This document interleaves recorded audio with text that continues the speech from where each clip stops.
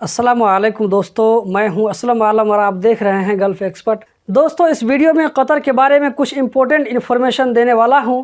अगर आप कतर में काम करते हैं या कतर जाने वाले हैं या ये कि आप सोच रहे हैं कि कहीं से कतर का वीज़ा मिल जाए, तो ये वीडियो आप लोगों के लिए बहुत ही ज़्यादा इंपॉर्टेंट होने वाला है।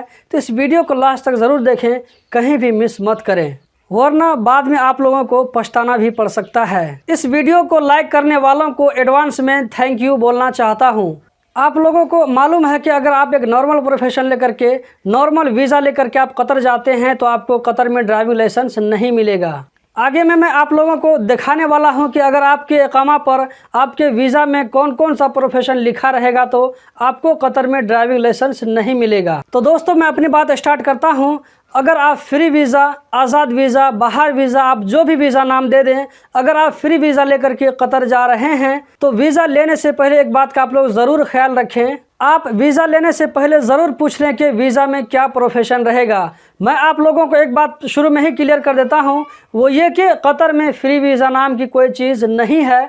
मैं इस चीज़ को 50वें वीडियो में बता चुका हूं, लेकिन मेरे बताने से कुछ नहीं होगा। लोग फ्री वीज़ा पर कतर जाते ही रहेंगे और कंपनी वाले फ्री वीज़ा बेचते ही रहेंगे। जब लोग फ्री वीज़ा पर कतर जाएंगे ही, तो यहाँ पर एक बात का ज़रूर ध्यान रखें कि आपके वीज़ा पर क्या प्रोफेशन आने वाला है। आप कतर जाने के बाद में क्या काम करेंगे, आप कतर में जो काम करेंगे उसी से मैच होने वाला प्रोफेशन वाला वीज़ा लीजिए। ये आपके लिए बेहतर रहेगा, क्योंकि मैंने बहुत सारे लोगों को ऐसा देखा है कि उनके इकामा पर इंजीनियर, अकाउंटेंट, वो सुपरवाइज़र, मंदूब, इस तरह प्रोफेशन लिखा होता है और वो लोग काम करते हैं लेबर का, क्लीनर का, मेसन का, इसी तरह ड्राइविंग का, पेंटर का। जो इस तरह काम करते हैं तो वहाँ पर इन लोगों को प्रॉब्लम का फेस करना पड़ता है। अब यहाँ पर प्रॉब्लम यह आ सकता है कि आपके मान लीजिए इकामा में बहुत बड़ा प्रोफेशन लिखा हुआ है और आप छोटा काम कर रहे हैं। इस दरमियान आपको पुलिस चेक करती है, आपके इकामा में लिखा हुआ बड़ा प्रोफेशन और आप काम कर रहे हैं छोटा प्रोफेशन, तो पुलिस आपको उसी वक्त वार्निंग दे सकती है कि जल्दी से अपने प्रोफेशन को चेंज करो, जो तुम काम कर रहे हो उसी से रिलेटेड प्रोफेशन को चेंज करा लो। अगर आपकी कंपनी वाले प्रोफेशन चेंज नहीं करवाते हैं तो आपको दिक्कत हो सकती है, आपको पुलिस की नज़रों से बचकर रहना पड़ेगा। आप में से जिन जिन भाइयों के साथ ये प्रॉब्लम हुआ है, कमेंट में ज़रूर बताइएगा ताकि दूसरे दोस्तों को भी मालूम पड़ सके।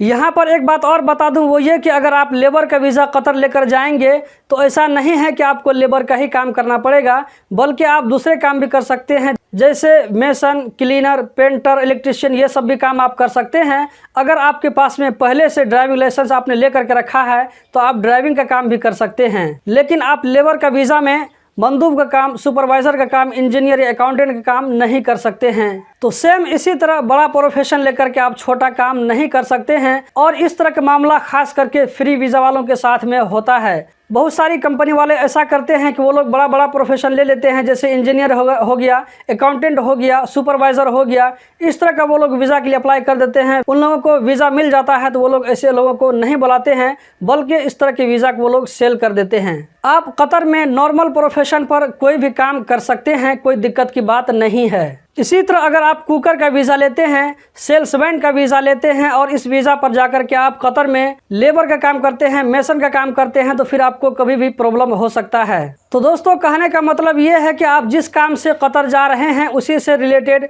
उसी से मिलता जुलता प्रोफेशन लेकर कतर जाइए। आपको कभी कतर में प्रॉब्लम नहीं होगा, कभी भी आपको दिक्कत का सामना नहीं करना पड़ेगा। इस वीडियो को ज़्यादा से ज़्यादा दूसरे दोस्तों के साथ भी शेयर करें ताकि उनको भी ये जानकारी मिल सके।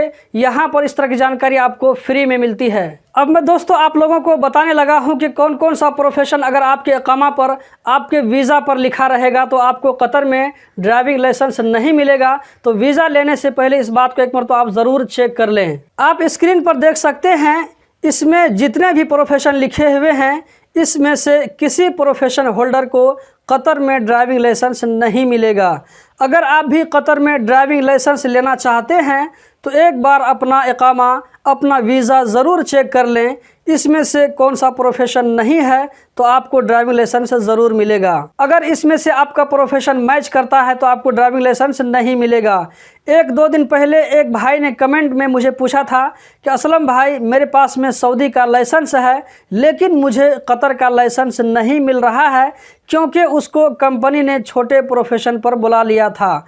अब वो परेशान था कि कतर का लाइसेंस कैसे लें। उस भाई ने मुझे कमेंट में ये भी बताया था कि असलम भाई, मुझे पहले मालूम नहीं था कि अगर मैं इस प्रोफेशन पर कतर जाऊंगा तो मुझे लाइसेंस नहीं मिलेगा। तो दोस्तों, आज की वीडियो ऐसे ही लोगों के लिए है ताकि उन लोगों को कतर आने से पहले पूरी जानकारी रहे और कतर आने के बाद में उनको किसी तरह का कोई प्रॉब्लम न हो। तो दोस्तों, यही थी आज की वीडियो। उम्मीद करता हूँ बहुत पसंद आई होगी। कतर के बारे में रोज़ाना इसी तरह की वीडियो देखते रहने के लिए इस चैनल को सब्सक्राइब करें, वीडियो को लाइक करें। वीडियो देखने का बहुत बहुत शुक्रिया।